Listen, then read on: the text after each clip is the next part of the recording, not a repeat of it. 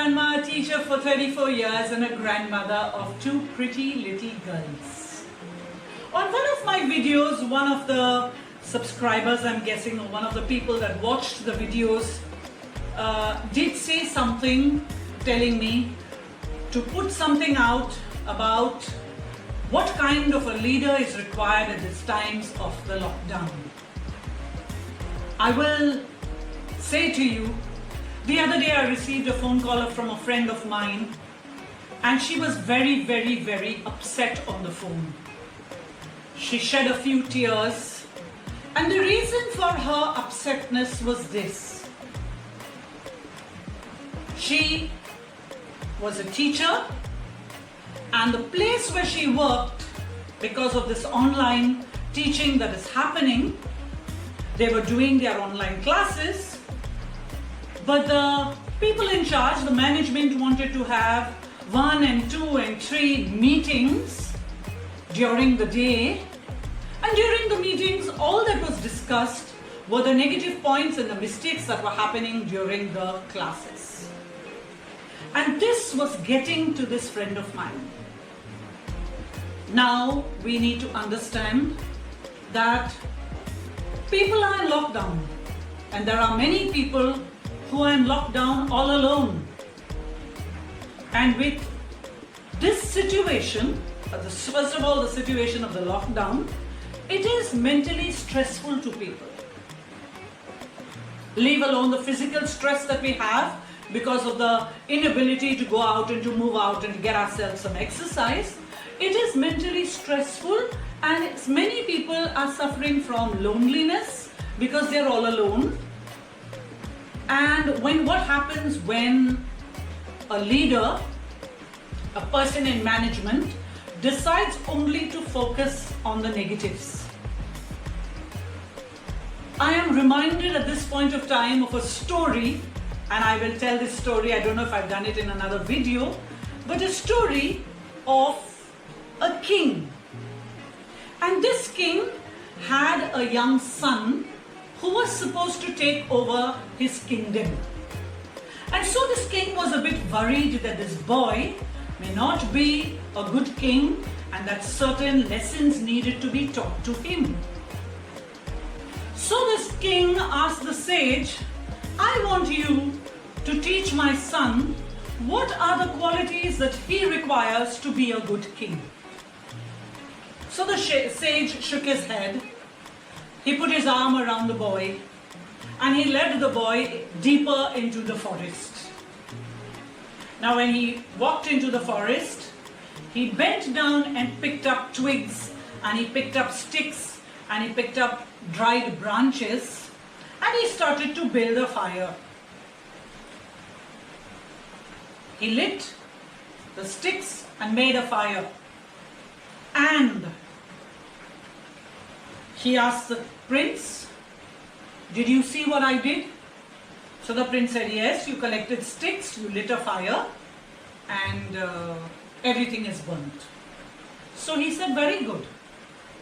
He put his arm around the boy and took the boy a little further.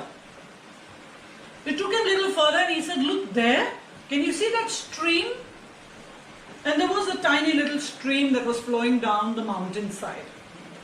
So he walked with him into the little deeper into the forest so that he could have a good look at that stream.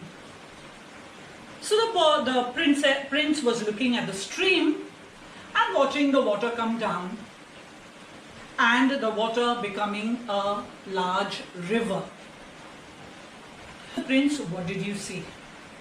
So the prince said, you showed me a stream and I can see that water is flowing and it's become a river. So the sage shook his head. He said, right. Now, I want to teach you something from these two things that I have shown you. So the prince was a little bit taken aback and he looked at him and said, okay. And the sage said, when you are a leader, you can be a leader that starts with a gusto and like fire burns everything and destroys everything. Or you can be a leader like the stream that I showed you, started small, went through the terrain, over the stones and over the rough terrain. It watered the area around it, and so when you see the stream, the area around it is green. And as it flowed, it turned to becoming a river. It broadened and it became a lovely river. Now when you look at a river, the river is constantly flowing. It is not stagnant water. So, my dear prince, what kind of a king do you want to be? Do you want to be a king like the fire, destroy everything in its wake? Or are you going to choose to be a king like the stream, letting everybody else prosper, and in allowing everybody to prosper, you grow in benevolence and you grow into this lovely river that continues to allow people that receive its water to flourish. With this story, I hope that you got the answer to your question. What kind of a leader do we need? We need a leader who is understanding. We need a leader who is thoughtful of others. We know that it's difficult to manage a family, work from home, while life is going on in the family, while children are there in the home because they are locked up in the home.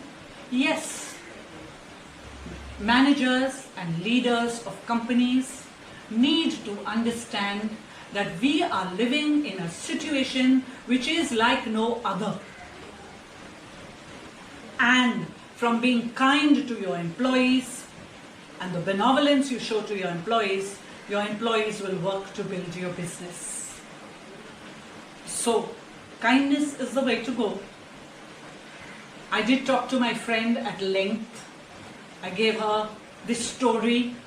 Along with this story, I told her that the other person is not in a good place. Another thing that you must understand is when people are not in a good place in their life, they turn out to be people that are unhappy.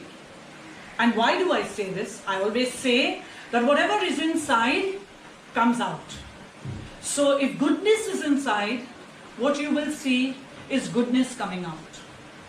And if bitterness is inside, what you will see is a result of that. Introspect. Think about what I'm saying and reach out to the people that are working for your company, working for your school or college. Reach out to them with benevolence. Because the people that work for your institution or your company are the people that build the name of your institution and the name of your company. This is Teacher Grandma. Do think about what kind of a person you are.